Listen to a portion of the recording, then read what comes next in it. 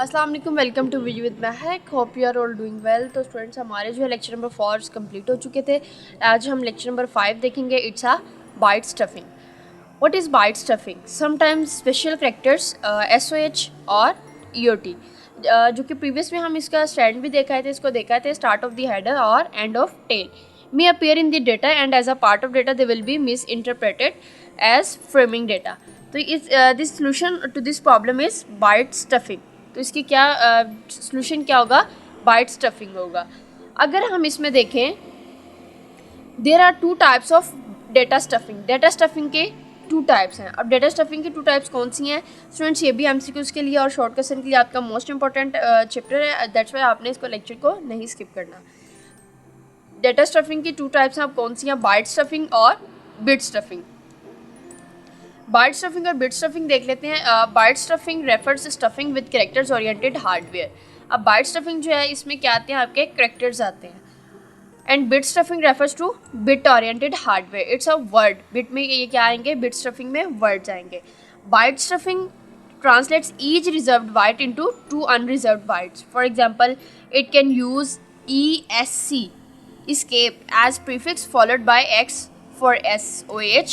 X तो फिर character जो सेंड escape X होगा तो ये क्या होगा? For SOH start of the header. Y होगा तो EOT, Y होगा तो EOT end of tail, that's mean end Z for ECO, escape। ठीक है, ESC escape।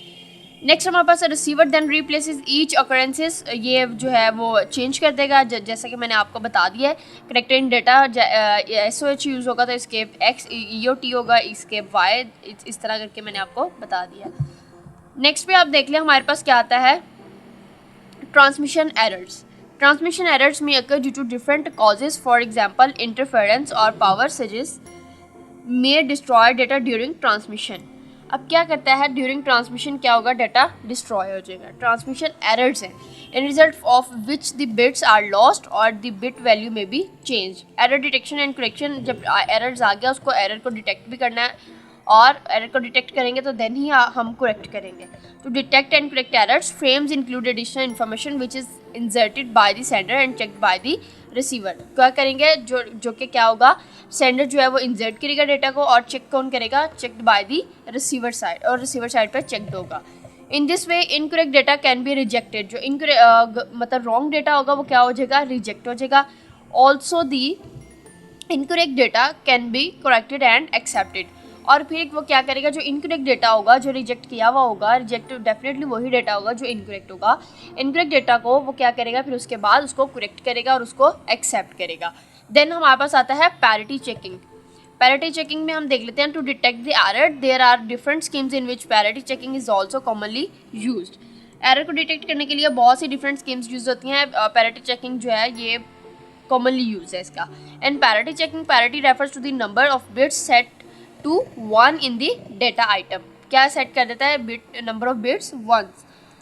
इसमें जो है हमारे पास पैरिटी चेकिंग के टू टाइप्स हैं पैरिटी चेकिंग की, इवन पैरिटी और ऑड पैरिटी।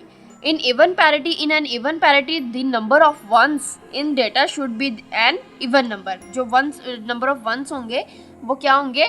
इवन नंबर्स होंगे। और जो ऑड पैरिटी आपकी होगी, in an odd parity the number of bits should be an odd numbers. Next हमारे पास क्या होती है? Parity bit. क्या है? Parity bit. A parity bit is an extra bit transmitted with the data item choose to give the resulting bit even or odd parity. क्या करता है ये? हमारे पास one add extra bit 1 add कर देता है डेटा आइटम के साथ, जो कि हमने जो भी रिजल्टेंट हमारी बिट होती है उसमें इवन के वो देखने के लिए bit even or odd parity के लिए। नेक्स्ट हमारे पास आती है लिमिटेशंस ऑफ पैरिटी चेकिंग। इसमें लिमिटेशंस में हमारे पास कुछ कि ये जो है हमारे पास लिमिटेशंस होती हैं। Parity can only detect errors that change in odd number of bits. For example the original data and parity is this, even parity and incorrect data is this, even parity is also. We see that even number of bits have been changed due to noise. So फिर इसमें हम क्या करेंगे? parity checking cannot detect this error. parity checking क्या किया इसने? Detect इस error को नहीं किया। तो क्या होगा फिर, parity usually is use to detect on bit errors. Parity जो है वो क्या करती है, डिटेक्ट करती है जस्ट बिट एरर्स पे। नेक्स्ट हमारे पास होता है alternative error detection schemes. Alternative भी तो एरर की डिटेक्शन के लिए स्कीम्स कुछ होती हैं, वो उनको हम देख लेते हैं। The size of the additional information transmission overhead, computational complexity of the algorithm, computationally overhead, और जो लास्ट पे हमारे पास होगा the number of bits errors that can be detected, how well errors are detected. Next हमारे पास topic आता है चेकसम।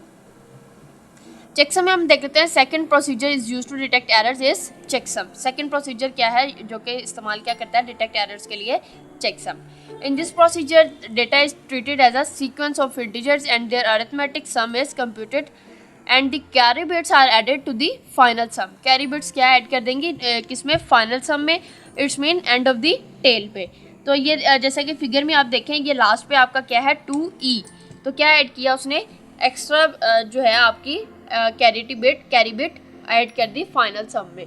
ठीक है, ये हमारे पास क्या होता है, इट्स अ चेकसम।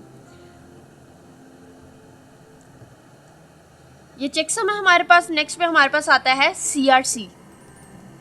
पहले तो आपको पता होना चाहिए CRC stand for cyclic redundancy check. क्या है, cyclic redundancy check, it's a CRC। To enable a network system to detect move error without increasing the amount of information in each packet, another more successful approach is made, which is called CRC, called redundancy check. क्या करेगा, enable a network system, और उसको detect करने के लिए detect करेगा move error को without किसी भी किस्म का क्या करने, इंक्रीज अमाउंट ऑफ इन्फॉर्मेशन को इंक्रीज़ किए बगैर, और किसके अंदर ईच पैकेट जो होगा इसके अंदर वो दूसरे another most successful approach is made, दूसरी जो अप्रोच सक्सेसफुल होगी उसको बनाएगा। तो ये क्या कहलाएगा, CRC, called redundancy check. Next पे हमारे पास हार्डवेयर कंपोनेंट्स है जो कि CRC के अंदर यूज़ होते हैं। स्टूडेंट्स, ये भी आपका MCQs में ये भी आ जाता है, इसलिए मैं आपको कह रही हूँ आपने ये लेक्चर नंबर 4, 5 ये आपने स्किप नहीं करना।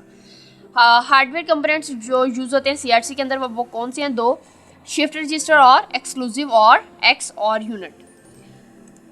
अब ये देखिए हमारे पास शिफ्ट रजिस्टर इज़ ऑल्सो, ये देखें ये आपका फिगर में शो करवाया गया है। 2 ऑपरेशंस होते हैं, ठीक है, क्या होते हैं, 2 ऑपरेशंस होते हैं, इनिशियलाइजेशन और शिफ्ट। इनिशियलाइज हमारे पास है, इनिशियलाइज होगा तो हमारा ये देखें क्या होगा, सेट करेगा ऑल बिट्स टू 0। क्या कर देगा, सेट कर देगा ऑल बिट्स 0। शिफ्ट होगा तो हमारे पास क्या करेगा, मूव कर देगा all bits to the left position. किस पे, लेफ़्ट पोजीशन पे। तो ये हमारे पास क्या था, शिफ्ट रजिस्टर्स। ये देखें आउटपुट वैल्यू हमारे पास 1 0 1 1 0 ये आया हमारे पास। इसने क्या किया, आउटपुट वैल्यू 1 थी और आउटपुट को चेंज कर दिया, आउटपुट चेंजेस 1 थी तो 0 कर दी। ठीक है, value to be shifted in left side, left कहा था उन्होंने, दैट्स वाई लेफ़्ट पोजीशन पे ये जो है हमारा 1 शिफ्ट हो गया। तो यहाँ पे हमारा आज का लेक्चर नंबर 5 कंप्लीट होता है। जब तक के लिए मुझे इजाज़त दीजिए, take care, thank you so much, अल्लाह हाफिज़।